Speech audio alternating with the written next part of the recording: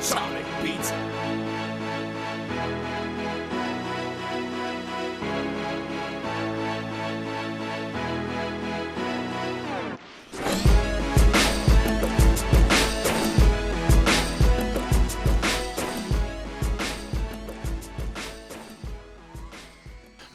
All right, welcome back, Peyton. Hey. So I'll tell you what. Oh, that was a bourbon. That was something. May there. the Lord bless your soul. Well, thank you. I appreciate Bow that. Island. Sheesh, There you sheesh. go. This is what I get. But pop is so delicious. And for those that don't know, pop is soda, or some down parts of the countries it's Coke, or soda. We call it pop. We call it pop here. Pop, pop, pop, pop, pop, pop, pop. So good, so good. What's your pop of choice? You know, I'm not gonna lie to you. I love a good Mountain Dew. That's one of my guilty pleasures. You but would I do the can't, Dew. But I can't. I haven't had any in. I'm not even kidding. Probably a year. Wow. Because if I do, I won't stop. It is so freaking good. It's insane. Yeah, no, I have an addiction. I have an addiction to Coca-Cola. Coca-Cola. What about the Coca-Cola comparatively to? So you choose Coca-Cola over Pepsi. Oh, 100%. 100%. You heard it here, folks. I tell you what, man, there is Bow few Island. things in this world that compare to like when you get a nice cold can of Coke and you crack that sucker open and you take a nice deep long drink and it like has, it's so good and it like has this nice smooth burn that slides down your throat and you know you're drinking a Coke. Like you know you're drinking Does a it Coke. get you jacked up when you drink Coca-Cola? Oh man, it gets me all types of jacked up, especially nice cold Coke. Especially like earlier we had it with some pizza, and it was so delicious. Hot take here. Hot take. Hot take. Okay. Back when I used to drink things other than water, I loved every time we ate pizza, 2% milk every single time. Get out of here. Now outta without here. fail, 2% milk. Get outta here. I'm telling you, man, it's electric. no, let me stop you. I have no rhyme or reasoning, just to be clear as to why it. If works I for drink me. milk, I drink 2% milk. I love nice, especially like, with like cookies and various other things. Like if I'm having like a good roast or something that I sizzled up or something, like 2% is going to hit the spot. But with pizza, you're out of your mind. it just You washes are it down, man. I out feel like of your pizza is such a mind. strong sensation, I mean it really Yeah, hits you pizza's when you eat awesome. it. And milk was just, for me, it felt like it was the perfect thing to wash all that grease and cheese and meat down. I mean, no, I that's loved what I'm it. saying.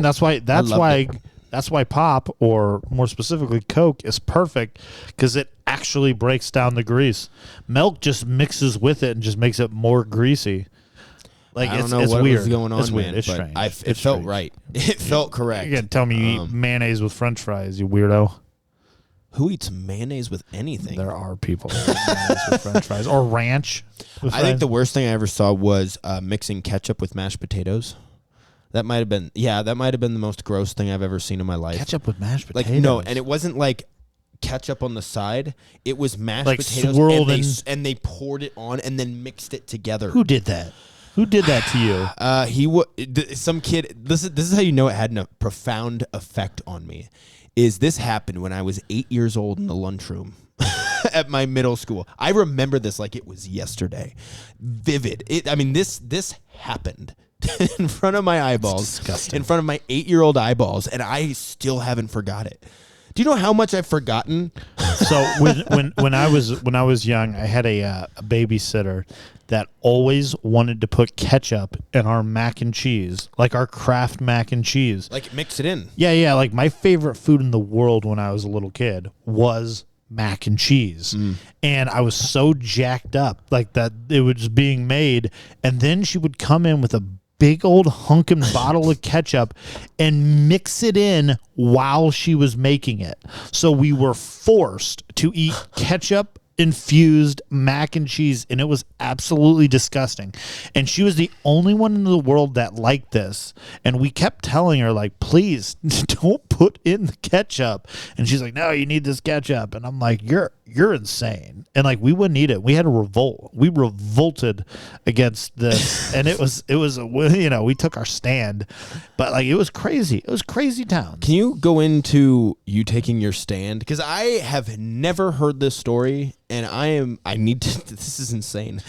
So, one of my older brothers, he was just as we were all very off put by the whole thing, and he literally sat at this woman's table the entire day, just staring at it. And she did the old fashioned like, oh, hey, really? You're gonna sit here and you're gonna sit here until you eat this, and eventually like kids will like, oh, okay, whatever, I just want to go. Nope. Stood strong, especially my older brother stood strong and just refused to eat that woman's mac and cheese. And she was, oh man, we made a point. That evening. And this woman was watching children. Yeah. This woman who did such a horrible thing was overseeing you and other children. That's absurd. Those kind of people shouldn't be allowed to do that. Well, I'm not saying that this was a superstar or we were there long, but no, absolutely absurd. Oh my God. Absolutely absurd. I'm sorry you had to go through that. Well, she was also the type of person that would make, let me tell you this, would make beef stew, all right? And, me, I like a nice bowl of beef stew, and I like to get some biscuits, and I like to dip the biscuits. Yeah. Well, this woman, she would take slices of bread, she would put it on a plate, and then she would pour the beef stew over it. So there was no dipping. We had to work our way through the beef stew to get to the soggy bread, and we were so upset about this because, again, like, hey, just let us dip the bread into the beef stew. We're willing to eat your food. Just give it to us the way we want. The beef stew, it wasn't like the beef stew was bad, but like I didn't want soggy old bread gravy in there. And like, so we were, again, another thing we had to put our foot down on because we dipped the bread. We dipped the bread. And see, I'm not opposed to that, honestly. Oh man, no. Why would you want that? I've seen it done before. I actually just went to a local, local restaurant, because it's summer. There's a lot of stuff going on. A lot of shops opening up. A lot of markets around here, and our Midwest markets. And we do have markets in the Midwest. I did order some food from a food tent, and they gave me their ribs, or no, it was their. Is it rib tips or something like that? Yeah. Yeah. But there was bread underneath all the sauce and the meat. I hate it. I hate when people do that. I didn't mind it. Nope. Dislike it. Nope. Now, would I preferred bread? Of course, to dip. I 100%. But I'm not opposed to the idea. I'm not opposed to the bread. Yeah, but I don't get it. Why would you purposely do that? Like, I think why it's would you sop? You gotta sop it up. That's like a yeah, thing. but you're already making it soggy by having it on top of it.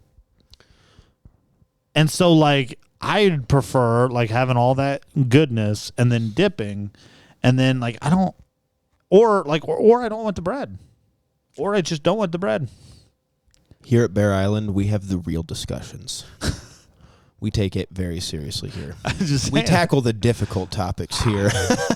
Yeah. Let's have a real talk, I'm just saying.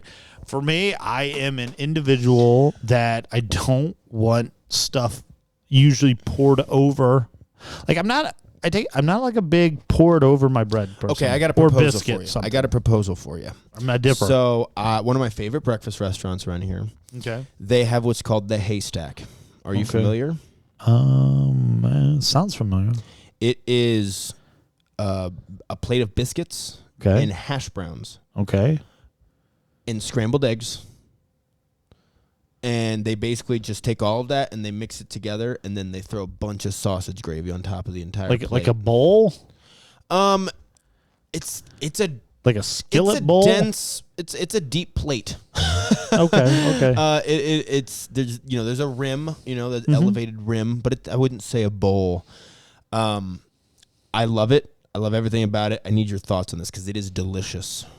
Oh, I'm not saying that it probably wouldn't be delicious, but no, like I am a big proponent. Like in breakfast, I love like me a good skillet, and then I pour sausage gravy on top of that bad boy for me. Right. But once again, I like my bread on the outside. I don't want you to pour anything over it. Like I want to actually I'm not a huge like biscuits. Like when I would go to like particularly like say Bob Evans or something like that. Like I used to get sausage gravy and biscuits, Right. But I used to substitute the biscuits for toast. And I used to keep, I didn't have them put it on it. I had them keep them separate. Like I had the sausage gravy in a bowl, and I had the bread separate. Okay. And then if I wanted to, I would dip it, or I would just eat it like with a spoon, like it's soup. But no, I just I'm not like I don't want a huge mass of stuff poured over my bread. Speaking of burnt toast, the Green Bay Packers defense this year when Jameson Williams toasts them for 200-plus yards receiving and 4 touchdowns. You want to talk about the Detroit Lions?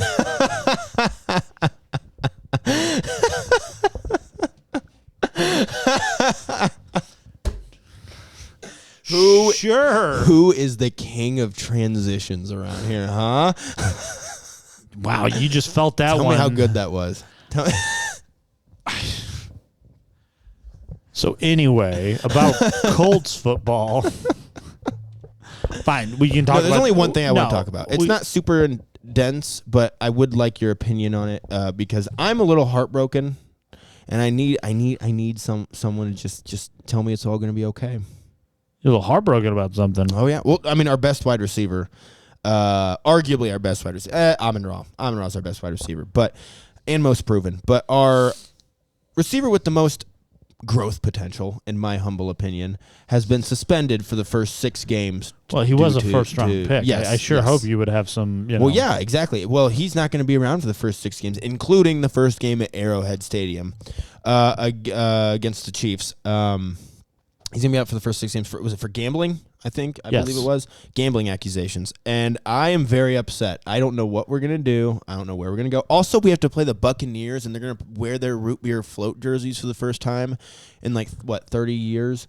And I have been saying it for a while. Hey, didn't you hear about the Colts guy? The Colts quarterback yes. got hit for betting too. Yeah, for gambling. So I don't know what these dudes are doing, but stop betting. Stop gambling on football, especially the team you're playing for. Quit if you betting. play NFL football, stop gambling. I mean, I feel 100%. like it's self-explanatory, right? Is it? Do we need to speak louder? You would wonder. Because you're costing us games here, Williams, and so I'm upset about it. And also, the downfall of the Detroit Lions this year is going to be sentimental games. I'm telling you, it's going to happen. It's like when the Raiders played the Colts after John Madden died. I knew the Colts were losing. I didn't know how, but I knew the Colts were losing that game, in that pivotal game. I mean, it's just, I feel like that's what this season's going to be. And I mean, hell, we got to play the Chiefs after they're done being Super Bowl champions opening game. How in the world did you guide this conversation to the Detroit Lions? How dare you, sir? Wasn't it so exquisite? No, it was. Believe me, I hear enough of this. Okay, so prove something before we start anointing them anything. And no, we're going to the Super Bowl. I don't think that your rookie wide receiver. Second year. Well, yeah, no, he was a rookie last year. It's 6 games, man. It's 6 games. Yeah, but I mean, those first 6 games. I mean, that sets the tone. You do the crime, you do the time. And oh man, and believe me, those 6 games aren't going to make or break Detroit. And they have a lot to prove before we start, this and thatting or whatever the case may be. But in all seriousness, how good does AR5 Anthony Richardson look at OTAs for the Colts? Dude, see, how do you like that? He reads plays so well. Oh, man, I'm so jacked. Him in the film room, I mean, it's like watching... I mean, you're watching greatness happen. Coach said, specifically to me, he goes, you know what? He's a little ahead of the curve. He's a little ahead of the curve. Again, I got the deets straight from the man himself, and the guy is miles ahead of where they thought he was going to be. He's going to be starting very soon, ladies and gentlemen, very soon. And he's going to be dynamic. I don't know, man. That Bryce Young, he's looking big in that backfield at Carolina, man. I mean, I don't know how you compete with that huge man. Hey, if Carolina wanted to draft a Smurf, then that's on them.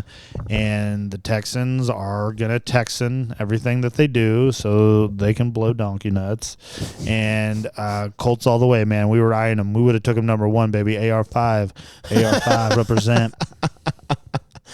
I think Richardson is probably the second best quarterback in the league right now, right behind Jared Goff. I think Jared Goff is a top-tier professional. Have you looked at AR5's measurables? No. He's a better athlete. If we're talking about the scientific metrics, the guy is unreal. He was crafted in a lab to play football for the Indianapolis Colts, and I am jacked. Jacked. Oh, but let's talk about Jared Goff and the Detroit Lions. Jared Goff is the future of the NFL. No, he's not. He is the MVP of the 2023-24 season, and he will guide the Detroit Lions to the Super Bowl. Hey, man. Where we will win in glorious fashion. I don't need to hear from you. This is the guy that 2 years ago was wetting his shorts because your ex-quarterback, Matthew Stafford, won a Super Bowl with another team. I will never, ever backtrack on the Detroit Rams. I am more proud of that victory than ever any victory in the history of the NFL. You guys are taking Stafford, that like you won the Super Bowl. He won it for Detroit. He did. He won it for Detroit. He won it for the city of Detroit. He left Detroit and immediately reveled in the fact that he won a championship with another team. That's not our fault. That's not. No, it is your fault. It's not my fault. Stop. No, not me personally. No, not you. No. Why would I be talking about you personally? Like you were the head of he personnel. won it for me personally, though. He won it for me personally, but I didn't do anything. You talked to Matt.